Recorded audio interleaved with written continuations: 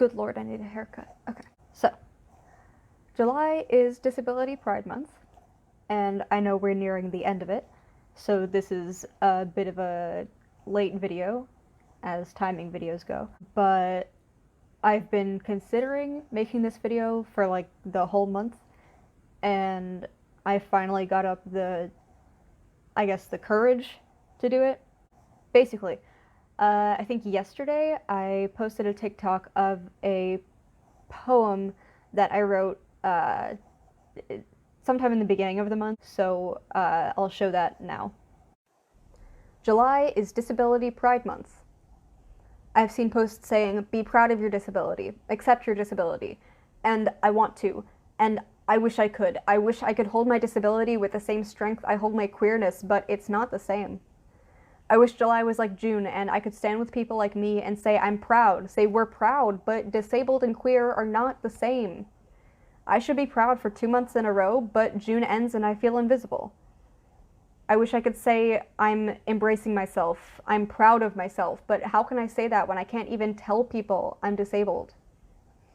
We're almost through July and I shouldn't want to be invisible. College is starting in a month and I shouldn't want to be invisible, but will people see my spasms before they see me?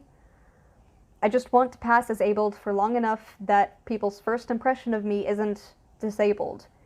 If that's the first thing they see, it's all they're ever going to see. College is starting in a month, and I shouldn't want to be invisible, but the possibility of rejection is terrifying, and I have never been thick-skinned. I've never been resilient.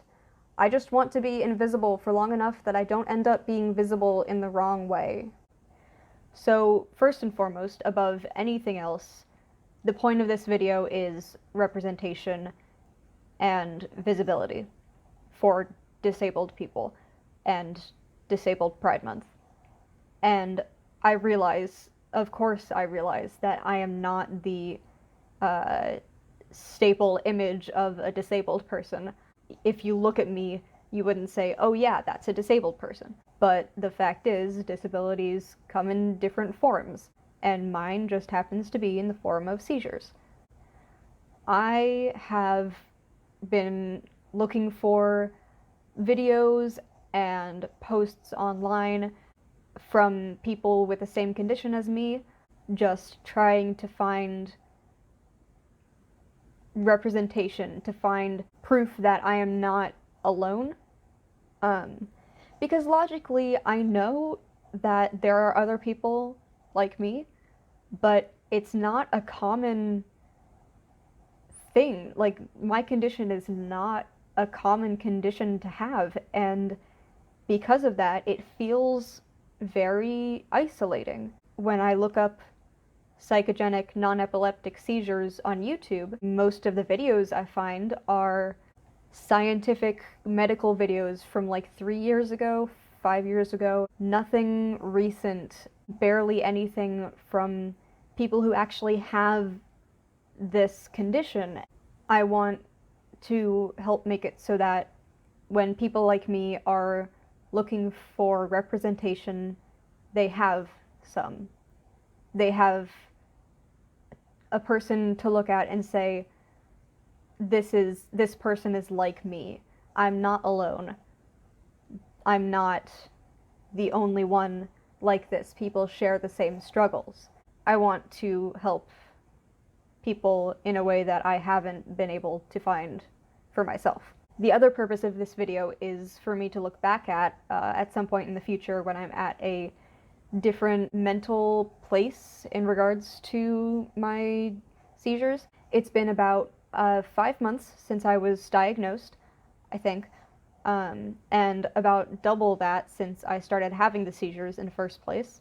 I am not at a point yet where I can honestly say that I've found good ways to cope, that I've accepted my situation at all. I'm still struggling with it very much, but I'm optimistic that I will find ways to feel better in the future, that I will find ways to cope, that I will find ways to accept my situation.